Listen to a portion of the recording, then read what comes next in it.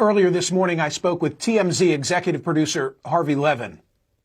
Harvey, thank you for being here. You've played such a significant role covering this case so far. I, of course, wanted to reach out, even though we're in a position where there's more unknown than known. What thoughts do you have? So the best that I can see is that two people were definitely taken out of that house, and that house was searched 1.9 miles from Nancy Guthrie's home.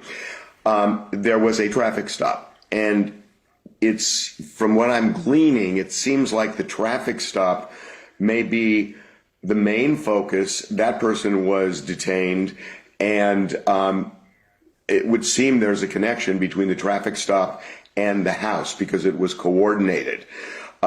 As for how this went down, I spoke to one law enforcement source, or was in contact with one law enforcement source who was connected to this. The notes that we received, both the ransom and the reward notes, were not the trigger for this. That they were not. At least that's what I'm getting back from this one law enforcement source. I'm trying to find out what the trigger was. Specifically, was it a tip? Now, I know that they found some DNA. There was a lot of activity yesterday with the FBI. I mean, the FBI was contacting us all day yesterday especially about the ransom note. And so they were definitely really interested in it. And it was going up until, I left the office at just before 6 p.m. and my team was still talking to them. So what I'm told is those notes did not play a factor in this, or in what happened last night. I don't know what did. Was it the DNA? It could have been. There are ways of doing quick DNA tests.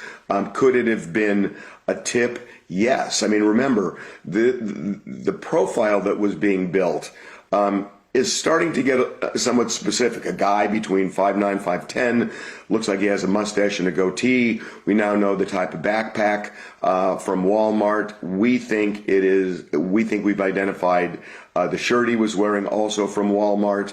Guy who is tech savvy, guy who is smart, who can write.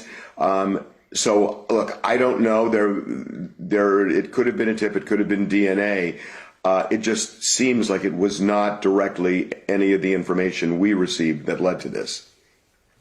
Having paid close attention to what you've been reporting at TMZ, I know that you've been of the opinion, Harvey Levin's opinion has been, that in all likelihood it's probably someone within the community. We don't know. Again, we're having this conversation where there's more unknown than known, but I have to underscore that the activity that we're discussing is not here in Philadelphia, right? It's right there in that community.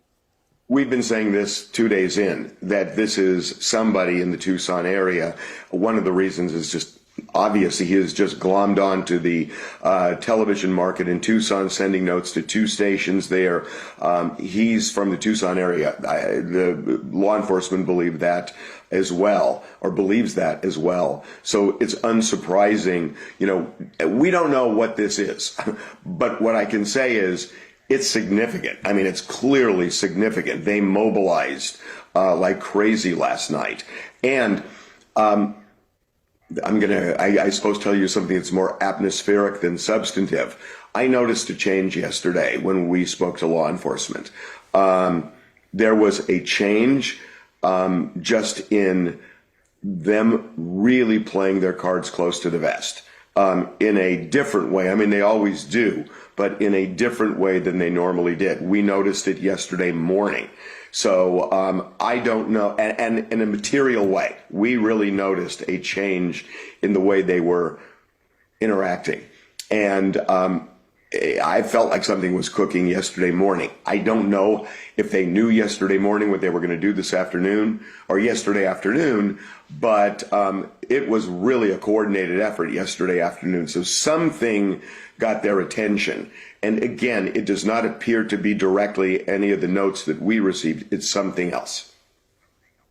Harvey Levin, thank you so much for the insight.